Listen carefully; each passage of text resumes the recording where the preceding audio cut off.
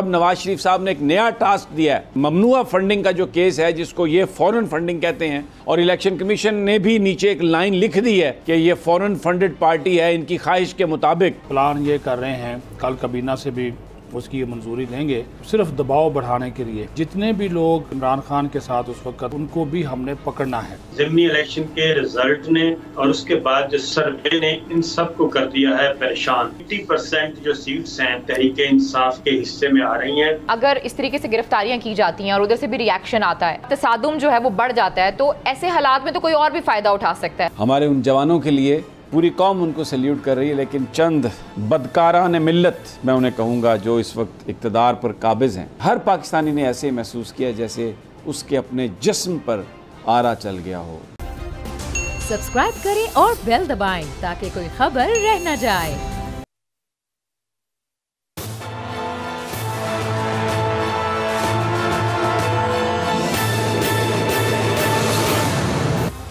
अस्सलाम वालेकुम नाज़रीन, मैं आपका मेज़बान समी इब्राहिम और आप देख रहे हैं प्रोग्राम तज्जिया। मेरे साथ हैं हमारी को एंकर अलीना इलियास और सदीक साजिद साहब, हमारे पॉलिटिकल कॉरेस्पोंडेंट, और हमें ज्वाइन किया है साबिर शाकिर साहब, मुल्क से बाहर हैं, यहाँ पर जो सूरत हाल है उसकी वजह से।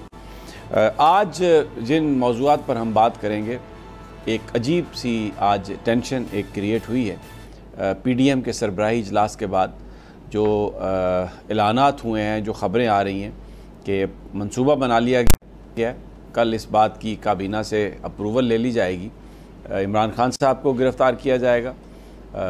इसके अलावा इलेक्शन कमीशन में उनकी नाअहली के लिए रेफरेंस फ़ाइल किया जाएगा, और भी PTI के जो रहनुमा हैं, कुछ उनके जो मुलाजमीन जो सेंट्रल सेक्रेटेरिएट में काम करते हैं, उनके फाइनेंस विंग में काम करते हैं, उनको भी गिरफ़्तार किया जाएगा।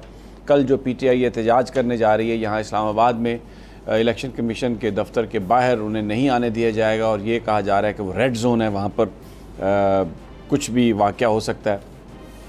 तो एक अजीब सी सिचुएशन बन गई है। मौलाना फजलुर रहमान की जो गुफ्तगू है, जो लैंग्वेज उन्होंने इस्तेमाल की है, PDM के इजलास की जो अंदरूनी कहानी सामने आ रही है, उसमें ऐसा लग रहा है कि गुस्से से पागल हो गए हैं जो इस वक्त जो हुक्मरान इत्तेहाद है, और एक ही उनको एक चीज़ जो उनको डरा रही है, वो मुस्तकबिल में इमरान खान का इलेक्शंस में ज़्यादा नशिस्तें जो हासिल करने की जो बात है, उससे वो घबरा गए हैं, खौफज़दा हैं, और एक भरपूर हमला करना चाहते हैं। मैं अपने जो मेहमान हैं उनकी तरफ जाने से पहले एक आपको मैं ख़बर दे देता हूँ कि जो ज़्यादा हुई है उसकी वजह एक नवाज़ शरीफ साहब जो भगोड़े हैं, सुप्रीम कोर्ट ऑफ पाकिस्तान के तहत नाअहल हैं, पाकिस्तान में सज़ा याफ्ता हैं, पाकिस्तान में नहीं आ सकते, लेकिन जो सरकारी मशीनरी है उनके इमा पर बहुत कुछ कर रही है। एक उन्होंने सर्वे करवाया स्पेशल ब्रांच से, उसमें IB और दूसरी तमाम जो इदारे हैं वो शामिल हैं। 148 नशिस्तें हैं पंजाब की कौमी असम्बली की। सर्वे उन्होंने करवाया कि कितनी नशिस्तें मिलेंगी मुस्लिम लीग नून को, तो ये बताया गया उस सर्वे में कि जनाब 148 में से अगर आप सिर्फ 48 ले जाएं तो आपकी बड़ी कामयाबी होगी। ये आज की सूरत हाल है, बड़े परेशान है। और साथ में उस सर्वे में ये भी बताया गया है कि ये अटक से जेलम की ये जो पट्टी है, इसमें 36 नशिस्तें हैं, और इनमें से मैक्सिमम अगर आप ले जा सकेंगे तो सिर्फ 10 नशिस्तें आपके हाथ में आ सकती हैं इस वक्त जो लोगों की जो राय है। तो इस बात ने बहुत परेशानी लाहक की है जो इस वक्त हुक्मरान इत्तेहाद है, जो सिर्फ CDA के हुक्मरान हैं, क्योंकि पंजाब में भी PTI की गवर्नमेंट है, KPK में भी PTI की गवर्नमेंट है, सिंध में पीपल्स पार्टी की गवर्नमेंट है, बलूचिस्तान में भी PTI उस गवर्नमेंट का हिस्सा है जो सूबाई हुकूमत है। तो ये सिर्फ कैपिटल टेरिटरी के इस वक्त हुक्मरान हैं। तो इस बात पर ये बड़े परेशान हैं, और अब नवाज शरीफ साहब ने एक नया टास्क दिया है कि फ़ॉरेन फंडिंग का जो यानी जो ममनुआ फंडिंग का जो केस है, जिसको ये फ़ॉरेन फंडिंग कहते हैं, और इलेक्शन कमीशन ने भी नीचे एक लाइन लिख दी है कि ये फ़ॉरेन फंडेड पार्टी है, इनकी ख्वाहिश के मुताबिक बज़ाहिर।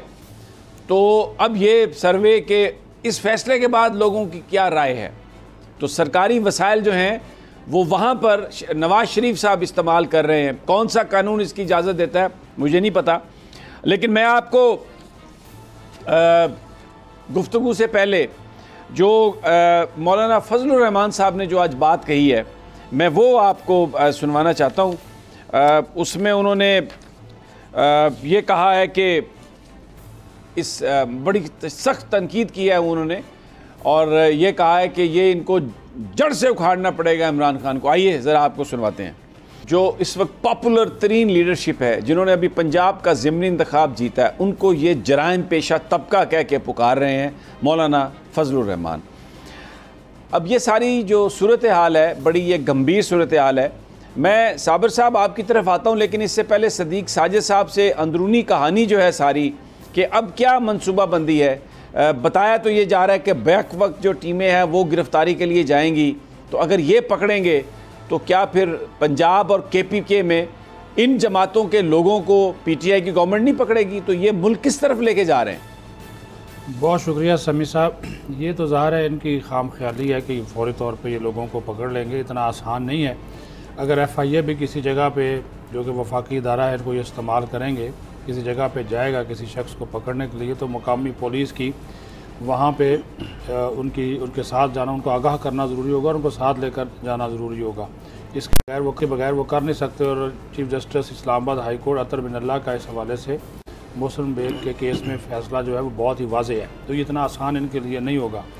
दूसरा, ये एक प्लान ये कर रहे हैं, कल काबीना से भी उसकी मंजूरी लेंगे कि सिर्फ दबाव बढ़ाने के लिए कि जितने भी लोग इमरान खान के साथ उस वक़्त जो मरकज़ी फ़िनांस बोर्ड है 6 अरकान पर जो मुश्तमिल था, उसके ख़िलाफ़ उनको भी हमने पकड़ना है, उनको भी हमने गिरफ़्तार करना है। बल्कि आज यहाँ तक ये डिस्कस करते रहे कि प्रेसिडेंट ऑफ पाकिस्तान है, उनके ख़िलाफ़ कोई इस्तिस्ना है जब तक वो प्रेसिडेंट है, कि हम उनके ख़िलाफ़ कैसे कार्रवाई कर सकते हैं कि हम उनको भी इस सारे कटहरे में लेकर आएँ, यानी कि उनको भी पकड़ें। यहाँ तक इनकी सोच का आप अंदाज़ा जो है वो कर सकते हैं। बाकी आमर क्या नहीं है, सैफुल्ला न्याजी, डॉक्टर हुमायूं अहमद है, कर्नल रिटायर्ड यूनुस अली रज़ा है, तारक शेख, सरदार अज़हर तारक खान, ये वो उनके मरकज़ी जो फ़िनांस बोर्ड था उनके ये 6 अरकान थे। और उसके साथ साथ वो 4 मुलाजमीन जिनके ऊपर ये इल्ज़ाम लगाया गया है। फिर असद कैसर, कासम सूरी, इमरान इस्माइल, शाह फरमान, मियाँ महमूद रशीद, नजीब हारून है, समर अली ख़ान है, साबिक़ MPA सीमा ज़िया, उनके ख़िलाफ़ भी इन्होंने कहा जी कि हमने कार्रवाई का जो है वो फ़ैसला किया है। अब ये मोहर लगवाना चाहते हैं कल कैबिनेट की इसके ऊपर, और अभी आज भी कुछ लोगों ने इसकी मुखालफत की है। छोटी जमातों के कुछ लोग हैं, ये जो इमरान खान का नाम ECL में डालना या उनको पकड़ना, उन्होंने कहा है कि अगर आप ये करेंगे तो इसके जो असरात होंगे, जो मुज़मरात होंगे, उससे भी आप फिर अपने आप को तैयार रखें, ये बहुत ज़रूरी है। फिर जो आफ्ताब शेरपाव थे, उन्होंने बिल्कुल अलग थलग बात की है। उन्होंने कहा ठीक है, अब छोटी जमात है, लेकिन आप लोग तो ये खेल रहे हैं ना फ़ॉरेन फंडिंग, अवाम ये नहीं खेल रहे, अवाम महंगाई से मर रहे हैं। वो मैं तो आपकी हुकूमत में शामिल नहीं हूँ, लेकिन चूँकि मैं आपका इत्तेहादी हूँ तो मैं आपको ये बात बता रहा हूँ कि आप महंगाई कम करने के लिए इक़दाम करें। अगर आपने ये 3 रुपये पेट्रोल कम किया है तो इसका फ़ायदा कोई आवाम को भी थोड़ा बहुत ही दे दें। उन्होंने कहा 40% तक जो है वो महंगाई पहुँच गई है, इसके ऊपर भी कोई बात करें। तो वज़ीर-ए-आज़म ने कहा इंशाअल्लाह वो हम करेंगे जी। वो जिस तरह वो फिर तेज़ बोलते हैं, ये भी हो जाएगा, वो भी हो जाएगा, फलां हो जाएगा। असल में जो सबसे बड़ी बात जिस नुक्ते के इर्द गिर्द ये कल से घूम रहे हैं, वो नुक्ता समी साहब यही है कि इमरान खान की जो बढ़ती हुई मकबूलियत, और वो भी किसी सहारे के बगैर। माजी में क्या होता था कि कोई इधर का सहारा, कोई एक टांग इधर से, कोई एक बैसाखी उधर की। ये पहली मरतबा हो रहा है, इससे ये खुद परेशान है कि ये अगर इस तरह ये सिलसिला चलता रहा तो ये तो खा जाएगा हमें सियासी तौर पर, हम तो ख़त्म हो जाएंगे। फिर 2 तिहाई क्या, ये 3/4 से भी अगर बैठ जाएगा तो फिर तो हमारा वजूद नहीं होगा। अपने सियासी वजूद को बरकरार रखने के लिए वो जो आज उन्होंने कहा मौलाना फजलुर रहमान ने, जो कि इनको निशान इबरत बना दिया जाए, तो ये उनके अपने दिल के अज़ाइम है कि उनको पता है कि अगर ये हावी हम पे हो गया या तो हमने ये सूरत हाल होगी। अच्छा, मैं अब ख्वाजा आसफ का साबिर शाकिर एक शॉर्ट सुनवाना चाहता हूँ। आज उन्होंने तकरीर असम्बली में, और जिस तरीके से वो अदालतों पर हमलावर हुए हैं, इस्लामाबाद हाई कोर्ट ने क्योंकि आज एतराज़ात भी ख़त्म कर दिए हैं इलेक्शन कमीशन के हवाले से, जो दरख्वास्त है इमरान खान साहब की कि सारे, असद उमर साहब की कि सारे जो मेंबरान हैं PTI के, उनके इस्तीफ़े एक्सेप्ट करने चाहिए थे। ये इस तरह क्यों कर रहे हैं 11-11, 12-12, तो कल उसकी भी समाअत है। लेकिन क्योंकि उन्होंने पब्लिक अकाउंट्स कमेटी, जिन्होंने चेयरमैन नैब को वो बुला रहे थे और प्रोसीडिंग्स उनके ख़िलाफ़ कर रहे थे इस तरह की, कि उनको उसके हवाले से एक हुक्म जारी किया था। तो क्या कह रहे हैं ख्वाजा आसफ, ज़रा पहले ये सुन लें, फिर मैं आपका कमेंट चाहूँगा सारी सूरत हाल पर। ये आपने सुनी गुफ्तगू। साबिर, क्या कहेंगे आप? आपने काफी सदीक साजिद ने भी बहुत काफी डिटेल्स के साथ बताई, आपने भी। एक छोटी सी बात मैं करूंगा कि आज मेरा यूट्यूब चैनल भी हैक हो गया है और उस पर मेरा कंट्रोल नहीं है, तो मेरा ख्याल है कि कुछ काम पाकिस्तान में कोई ज्यादा तेजी से होने वाला है, और उसकी रीजन ये है कि इमरान खान साहब जो हैं, असल मसला है कि पॉलिटिकल बैटल वो जीत चुके, लीगल कॉन्स्टिट्यूशनल बैटल वो जीत चुके, और ज़िमनी इलेक्शन के रिजल्ट ने और उसके बाद जो सर्वे जिसका जिक्र आप कर रहे थे, उस सर्वे ने इन सब को कर दिया है परेशान। और ये तो 2/3 की बात कर रहे थे, सिंपल मेजॉरिटी थी। 80% जो सीट्स हैं वो पाकिस्तान तहरीक इंसाफ के हिस्से में आ रही हैं अगर फ्री एंड फेयर इलेक्शन होता है। और ज़िमनी इलेक्शन के जो 10 सीटें, जो ज़िमनी इलेक्शन हुआ 20 सीटों पे, उसमें भी ये जो कुछ भी इन्होंने किया, उसमें जो धांधली का प्लान था वो उसके बावजूद ये कुछ नहीं कर सके। 2 सीटें फिर भी इन्होंने दी हैं और 2 सीटों से ज़्यादा पे ये गड़बड़ नहीं कर सके।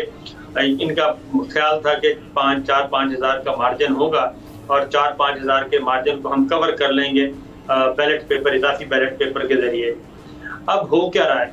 अब ये हो ये रहा है कि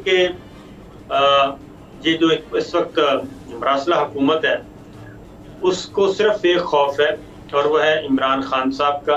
इलेक्शन होते हैं तो उनके पल्ले कुछ भी नहीं है और बैसाखियाँ आहिस्ता आहिस्ता उनको ख़तरा है कि उनकी बैसाखियाँ आहिस्ता आहिस्ता कम होती जाएंगी और बिल आखिर उनको आवाम में ही जाना है। ये आर्टिफिशियल तरीके से आगे बढ़ाना चाहते हैं मामलात को और इसको अटैच कर रहे हैं इसी हल्ला गुल्ला में कि शायद कोई बार्गेनिंग हो जाए नवाज शरीफ साहब के मामले में और नवाज शरीफ साहब पाकिस्तान वापस आएँ और उनकी सज़ा ख़त्म हो और सज़ा ख़त्म होने के बाद वो उनकी डिस्क्वालिफिकेशन ख़त्म हो और वो हिस्सा ले सकें पाकिस्तान की सियासत में।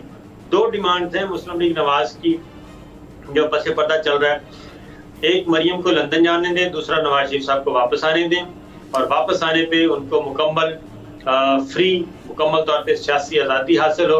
और इसके लिए आजकल डोनाल्ड से ज़्यादा जो वेंडी हैं वो काम कर रही हैं और उधर से भी प्रेशर डलवाया जा रहा है कि आप नवाज शरीफ साहब को, क्योंकि तारिक फातमी साहब के विजिट को आप ज़हन में रखिए। तारिक फातमी साहब जो गए थे वो बिलावल भुट्टो के विजिट के बाद गए थे। बिलावल भुट्टो पहले गए, उन्होंने अपनी लॉबिंग की और उसको डिफ्यूज़ करने के लिए फिर तारिक फातमी साहब गए थे, अपनी खिदमात पेश की उन्होंने। वेंडी के साथ उनकी मुलाकात हुई थी और दीगर अमेरिकन हुक्काम के साथ। उसके बाद फिर अगली कॉल वेंडी से किसी और की हुई। तो ये सारी जो चीज़ें आपस में इंटरलिंक हैं। ये क्या कहना चाहिए कि पॉलिटिकल अब बैटल फाइनल कहना चाहिए चल रहा है। अब सुप्रीम कोर्ट ऑफ पाकिस्तान को ये दबाव में लाना है इन्होंने किसी भी तरीके से पहले, क्योंकि अगर ये इतना इनका केस मजबूत होता तो 2 कमेटियां बनाई गई हैं, एक कानूनी कमेटी और एक सियासी कमेटी। अब सियासी कमेटी की क्या ज़रूरत है? सियासी कमेटी की ये ज़रूरत है कि हमने पॉलिटिकल नैरेटिव देना है और अवाम के अजहान को, जहनों को तब्दील करना है। अभी तक वो तब्दील नहीं हो पा रहा। अभी तक ये सिर्फ कल से लेके आज तक ये 20 प्रेस कॉन्फ्रेंसें कर चुके हैं और इसके अंदर कुछ और बातें भी हुई हैं जो हुक्मरान इत्तेहाद है। ये एक रिस्क भी है। वो कहते हैं कि ऐसा ना हो कि हम चले जाए सुप्रीम कोर्ट ऑफ पाकिस्तान में और सुप्रीम कोर्ट में जाके ये इतना सफिशिएंट मटेरियल नहीं है। ये जो इलेक्शन कमीशन ऑफ पाकिस्तान ने जो फैसला सुनाया है वो सफिशिएंट मटेरियल नहीं है कि आप उसको सजा दिलवा सकें। उसमें इतने एरर्स आ गए हैं कि जिनको इन्होंने गैर मुल्की का वो सारे के सारे मोस्टली पाकिस्तानी निकल आए। फिर 2 ड्राफ्ट आ गए जजमेंट के। तीसरा इन्होंने आरफ नकवी और राज के ग्रुप के बारे में 2012 का जो था मामला उसको आज एज्यूम कर लिया कि उस वक्त इनको अंदाजा नहीं था कि ये क्रिमिनल है। इस तरह की चीजें हैं बहुत सारी जिसकी वजह से उड़ जाएगा। उनकी वजह से बहुत बहुत कमजोर केस है, वरना तो इलेक्शन कमीशन ऑफ पाकिस्तान बहुत कुछ कर सकता था। अब उन्होंने शोकाज भी दे दिया है। ये जो सदीक साजिद साहब ने कहा है और आपने कहा है, इनफैक्ट वही है कि सियासी तौर पे असाबी हमले किए जाएंगे और एक वेव चलाने की कोशिश की जाएगी और असाब शिकन असाब को तोड़ा जाएगा। बिल्कुल मामला ये है। और सुप्रीम कोर्ट पे भी साथ ये भी कह रहे हैं कि जी फुल कोर्ट सुने, तो ये again chief justice of Pakistan और ऑनरेबल जजेस के खिलाफ आएंगे। इसको मजीद इंटरलिंक कर लें कि लास्ट मीटिंग में 5 जजेस को क्यों नहीं आने दिया गया। ये भी जरा ध्यान में रखिएगा कि 5 जजेस को सुप्रीम कोर्ट में इंडक्ट क्यों नहीं होने दिया गया, क्योंकि वो उधर भी नंबर पूरे नहीं करने देना चाह रहे और उससे पहले कोई एक नई जंग लड़ना चाह रहे हैं, जैसे माजी में सजाद अली शाह साहब के ज़माने में लड़ी गई थी। बहरहाल सिचुएशन बड़ी गंभीर है और अलीना भी आपसे कोई सवाल भी करना चाहती हैं, लेकिन क्योंकि 1 मिनट सिर्फ रह गया ब्रेक में, तो जो आज की जो सूरत हाल है उसमें कल जो एहतजाज है तहरीक इंसाफ का, वो जो सूबाई इलेक्शन कमीशन के ऑफिस हैं वहाँ पर भी होगा इस्लामाबाद में, क्योंकि वो रेड जोन में है जो इलेक्शन कमीशन है। यहाँ पर ये कह रहे हैं राना सनाउल्लाह के जनाब अगर आपने एहतजाज करना है तो जाएं F9 पार्क में करें, कहीं और करें, हम इलेक्शन कमीशन के बाहर आपको नहीं आने देंगे। तो ये एक बड़ी कशीदगी की सी सूरत हाल है और कल क्या होता है। हालांकि तहरीक इंसाफ ने अभी तक जो प्लान दिया है उसमें इमरान खान साहब कहीं नहीं आ रहे, कोई जो उनकी बड़ी मरकज़ी लीडरशिप है वो कहीं नहीं आ रही, लेकिन ये जो सिचुएशन डेवलप हो रही है उससे लगता है कि ऐन मुमकिन है कि कल तहरीक इंसाफ अपनी तमाम हर जगह पर जो तंजीम है उसको थोड़ा एक्टिवेट करें और ज़्यादा लोगों को यहाँ पर लेके आएँ। बहरहाल इसका फ़ैसला तो कल होगा। मैं यहाँ पर एक छोटा सा वक्फ़ा लेता हूँ और जब आऊँ तो इसी मौजू पर हम अपनी गुफ्तगू जारी रखेंगे।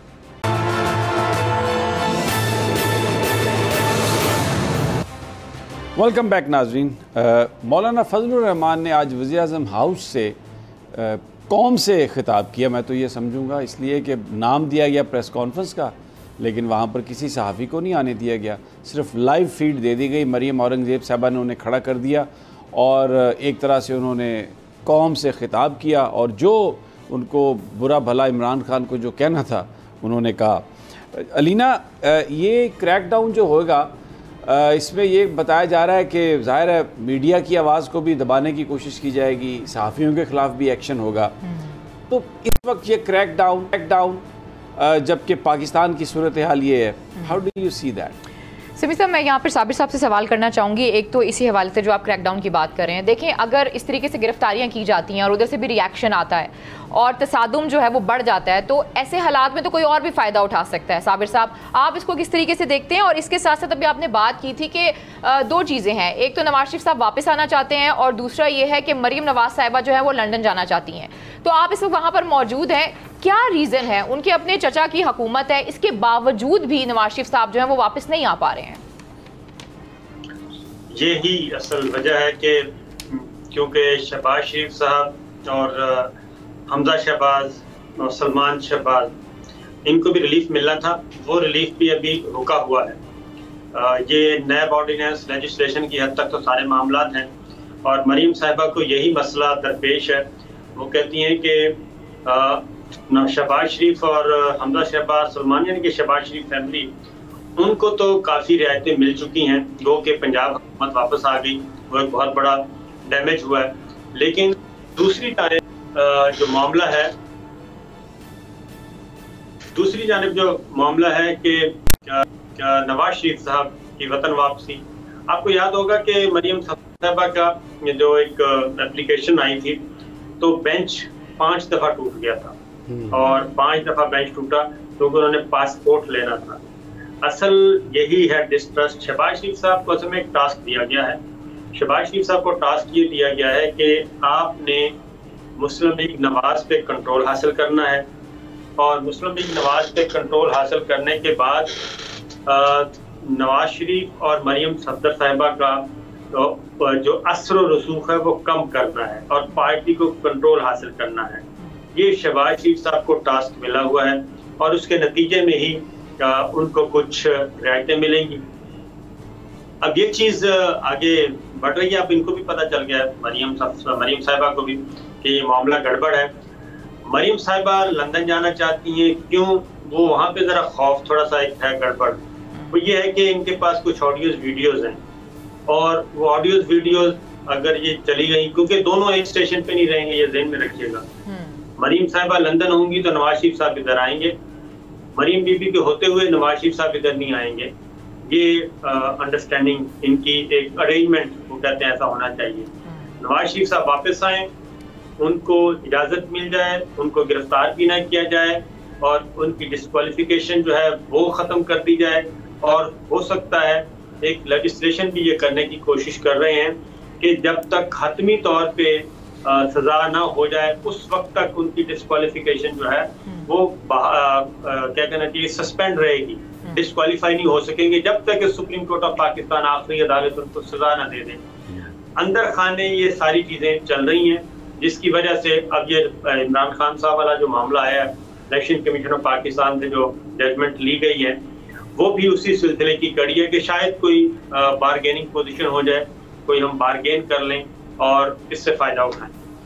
ठीक हो गया। अच्छा सदीक साजिद, मैं ये आप इस पर भी अगर आप कमेंट करना चाहें तो, लेकिन आज वो एक और भी अमेंडमेंट इन्होंने की है नैब लॉ में, और उसके बाद तो अब हाई कोर्ट का वो जो इंतज़ामी इख्तियार था वो भी ख़त्म हो गया। तो इसके नतीजे में तो जो केसेस सारे हैं कराची में जो जाना ले जा रहे थे, जरदारी साहब ले जाना चाहते हैं, वो उधर ले जाएंगे। तो आज तो बिल्कुल ही यानी एक हद ही हो गई है, अब आपने क्रॉस ही कर ली है हर चीज़। बिल्कुल समी साहब, लेकिन उससे पहले जो साबर शाकर साहब ने बात की है, बिल्कुल ये इनकी बात दुरुस्त है। और कल मुस्लिम लीग नून के कुछ लोगों से बात हो रही थी, वो तो यहाँ तक कह रहे हैं कि अगस्त के तीसरे हफ्ते में हम कोशिश करेंगे कि नवाज शरीफ जो है वो वापस आ जाएं, और आज़म नज़ीर तारड़, फ़ारूक नायक और कामरान मुर्तज़ा, ये 3 लोग हैं जो कि इस वक्त एक मुजव्ज़ा कानूनी मसवदे के ऊपर काम कर रहे हैं कि नवाज शरीफ की वो जो सज़ा है, जो उनके केसेस हैं, जो उनके वो काम को इदारे वो इश्तहारी भी करार पा चुके हैं, तो वो सारे की सारी चीज़ें की जा सकें और ताकि वो गिरफ़्तारी से बच सकें और आते ही जो है वो अपनी जो एक्टिविटीज़ हैं पॉलिटिकल वो शुरू कर सकें। इसके ऊपर ये बड़ी संजीदगी से काम कर रहे हैं। और कल नून लीग के लोगों से यही गुफ्तगू हो रही थी, उन्होंने कहा क्योंकि ये बहुत ज़्यादा दबाव है, इसमें कोई शक नहीं है कि नवाज शरीफ अगर वापस नहीं आता, और ये साबर साहब की ये बात भी ठीक है कि फिर ये जो शहबाज शरीफ है पार्टी पे कंट्रोल हासिल कर लेगा और फिर ये देखते रह जाएंगे मरियम नवाज़ एंड ग्रुप जो है जो वहाँ पे बैठा हुआ, तो फिर हो सकता है कि नवाज शरीफ हमेशा के लिए वापस ना आए अगर अब वापस ना आ सका। अब दूसरी ये जो बात कर रहे हैं, आपको पहले भी पता है समी साहब कि उन्होंने नैब का जो तरमीमी बिल पास किया था वो क्या कम था कि आज उसमें मज़ीद तरमीम लेकर आ गए हैं कि जनाब वो रकम अगर 5 करोड़ से कम होगी आप उसमें नहीं कर सकते, इन्वेस्टिगेट ही नहीं कर सकते। 50 करोड़ 50 करोड़ यानी कि 50 करोड़ से कम की कोई करप्शन है, वो करप्शन ही नहीं है। ठीक है, 99,999 रुपए तक आप फ्री कमा सकते हैं। हाँ बिल्कुल जी जी बिल्कुल। और फिर सदर का इख्तियार वापस दे दिया और जजेस की जो एहतसाब अदालत के जजेस की तकर्री के हवाले से, तो ये एक और भी उसमें किया सिद्दीक, वो उन्होंने कहा कि अब वो नैब किसी और एजेंसी से कोई फायदा जी जी जी जी जी जी बिल्कुल बिल्कुल। तो वो क्या कहते हैं ना, वो बंदे के बिल्कुल 32 के 32 दांत निकाल देना। अब तो वैसे वो साहब चेयरमैन आ गए हैं। एक तरफ हो रहा है फॉरेन फंडिंग जो कि पाकिस्तानियों ने दी है, वो काबिल गिरफ्त जुर्म है और पूरी पार्टी को फारिग करना। दूसरी तरफ उसी दिन, और कोरम भी पूरा नहीं था कौमी असम्बली में, आज कोरम भी पूरा नहीं था, और फिर खुर्शीद शाह साहब ने अब्दुल अकबर चतराली को और फहमीदा मिर्जा को कहा भी आपने कोरम की निशानदेही नहीं करनी, हमने ये काम करना है। तो आज ये हुआ है। और दूसरा एक ये बात कह रहे हैं साबर के हम ECL में नाम डालेंगे इमरान खान साहब का, तो मैं आपको उनका एक शॉर्ट सुनवा देता हूं जिसमें उन्होंने ये कहा कि नहीं है बाहर मेरा नाम आप डाल दें ECL में। ज़रा सुन लें वो क्या उन्होंने कहा था खान साहब ने। आप इमरान खान की आपने बात सुनी, वो कह रहे हैं कि मेरा जीना मरना इस मुल्क में है, मुझे बाहर जाना ही नहीं है। और ये अकल के अंधे इमरान खान को डराने के लिए आज कह रहे हैं कि जनाब उनका नाम हम ECL में डाल देंगे। साबिर, आप ये देखिए इस वक्त हो क्या रहा है पाकिस्तान में लोग चीख के कह रहे हैं कि हम पाकिस्तानी हैं, पाकिस्तान में रहना चाहते हैं, पाकिस्तान से मोहब्बत करते हैं, मुहिब्बे वतन पाकिस्तानी हैं। ये कह रहे हैं कि नहीं आप पाकिस्तानी नहीं हैं, आप मुहिब्बे वतन नहीं है। कि क्या जुर्म किया उन्होंने? वो तो ECL में नाम डाल देंगे तो उससे क्या फर्क पड़ेगा? जो बंदा जो आज तक एक दफा भी एयरपोर्ट नहीं गया, वो तो जब प्राइम मिनिस्टर था उस वक्त भी उनको इनविटेशन आया यूके से, पहले यूके से भी इनविटेशन आया, उसके बाद फिर यूरोपीय ममालिक से। और खान साहब को कहा कि आप जाएं, उन्होंने कहा मैं जाके करूंगा क्या फायदा होगा, पाकिस्तान का इसमें क्या फायदा है जाके। और फिर ब्रिटिश गवर्नमेंट ने जब उन्होंने कहा तो उस पे जो इसहाक डार और नवाज शरीफ साहब वाले मामले में उन्होंने कहा कि आपने हमारे मुजरिम बैठाए हुए हैं, वो आप हमारे हवाले नहीं करते और मैंने आके क्या करना है बरतानिया में, तो उन्होंने रिफ्यूज किया था। तो अब भी ये जितना कुछ भी कर रहे हैं, मैं आपको बता दूं कि अंदर खाने ये बहुत डरे हुए हैं और इनको एक खौफ तारी है। खौफ यही तारी है कि हमारे पल्ले कुछ नहीं रहा। ये मौलाना फजलुर रहमान साहब को आज आए, उन्होंने 2-3 दिन से आगे किया हुआ है। असल ये सारी की सारी सपोर्ट ले रहे हैं वेंडी से, और वेंडी पे इनका इंसार है टोटल मुकम्मल तौर पे। डोनाल्ड भी अब जरा पीछे चले गए हैं, डोनाल्ड को भी कहा गया कि आप बहरहाल मैं एक ब्रेक लेनी है साबर, लेकिन ये जो वेंडी डोनाल्ड की जो गेम है ना, ये इनको बर्बाद करेगी, क्योंकि असल जो स्टेक होल्डर्स हैं वो पाकिस्तान के लोग हैं। ब्रेक से वापस आते हैं तो एक और जो चीज़ जो हमें नज़र आई है इन हुक्मरानों में, इतना बड़ा सानिया हुआ कोयटा का, और वहाँ पर बलूचिस्तान में कोर कमांडर्स और आला अफसरान जो हैं वो शहीद हुए, लोगों को रिलीफ देते हुए, और इन्होंने सियासतबाजी ख़त्म नहीं की। और आज एक तो उस वक्त बहुत ही शर्म आई जब वो सियालकोट में नमाज जनाजा थी एक शहीद की, और वो ख्वाजा आसिफ जो वज़ीर दिफा भी हैं, उनका अपना वो आबाई घर है, लेकिन इतनी अखलाकी जुर्रत उनमें नहीं थी, या इतना उनका वो ख्याल नहीं था कि वो उस जनाजे में जाते और शरीक होते। बहरहाल बहुत ही एक अफसोसनाक ये बात थी। वापस आते हैं तो ज़रा इस मौजू पर और दीगर मौजू, लेकिन हमारे साथ ही रहिए, एक छोटा सा वक्फा।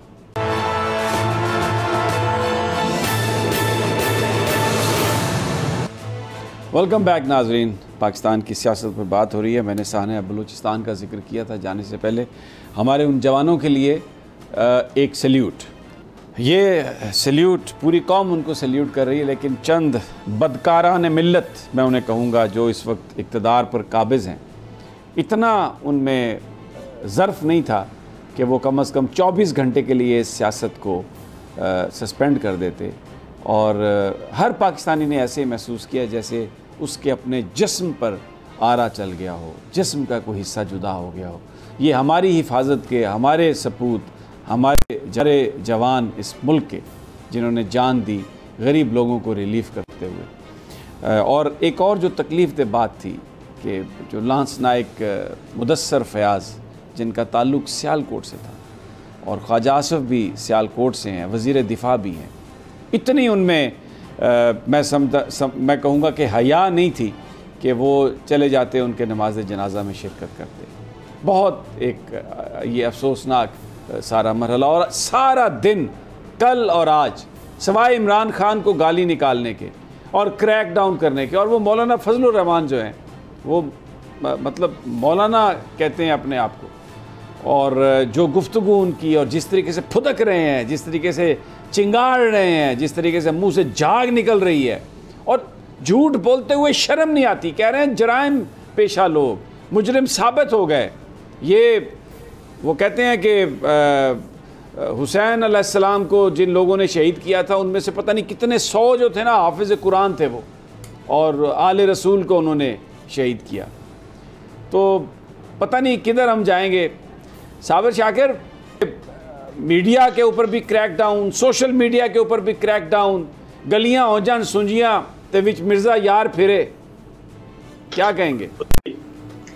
उसकी वजह यह है कि पाकिस्तान के अवाम कुछ और सोच रहे हैं, पाकिस्तान के अवाम की कसीर तादाद कुछ और सोच रही है, और उस सोच को दबाना है। उस सोच को दबाने के लिए ही ये सब कुछ किया जा रहा है।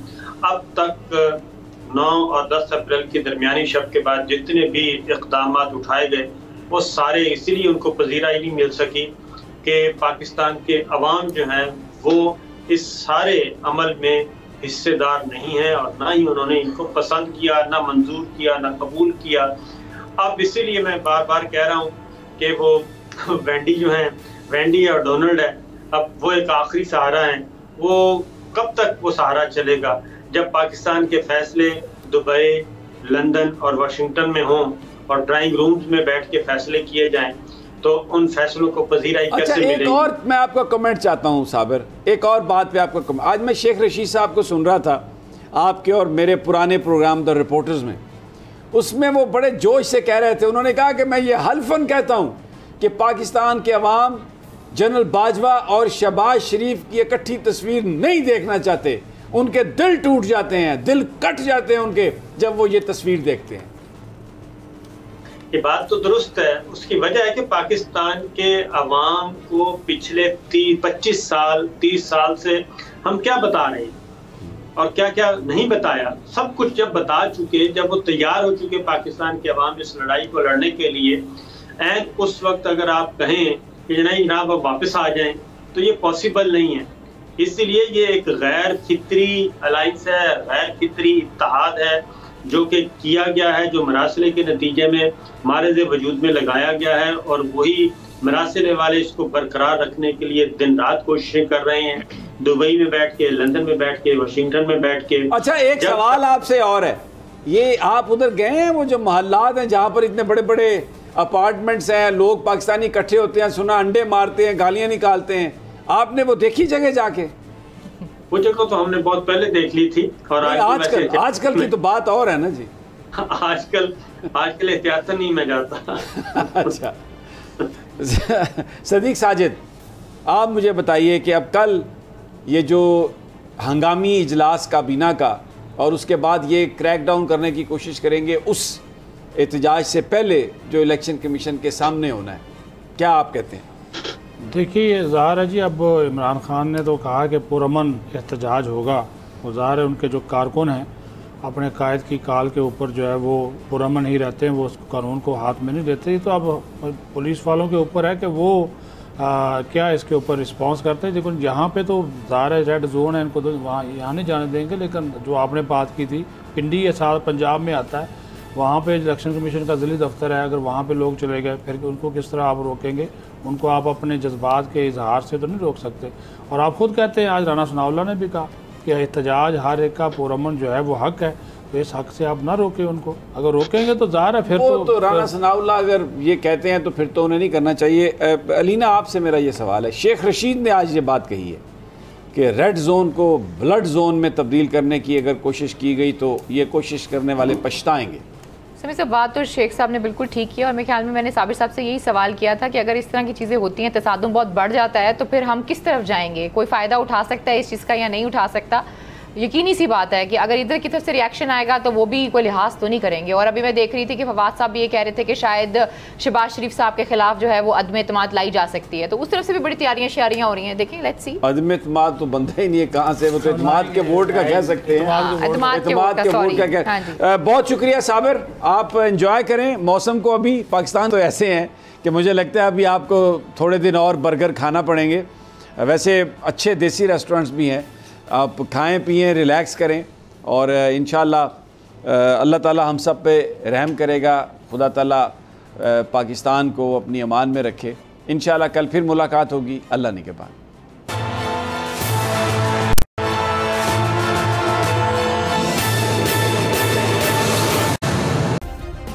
सब्सक्राइब करें और बेल दबाएं ताकि कोई खबर रह न जाए।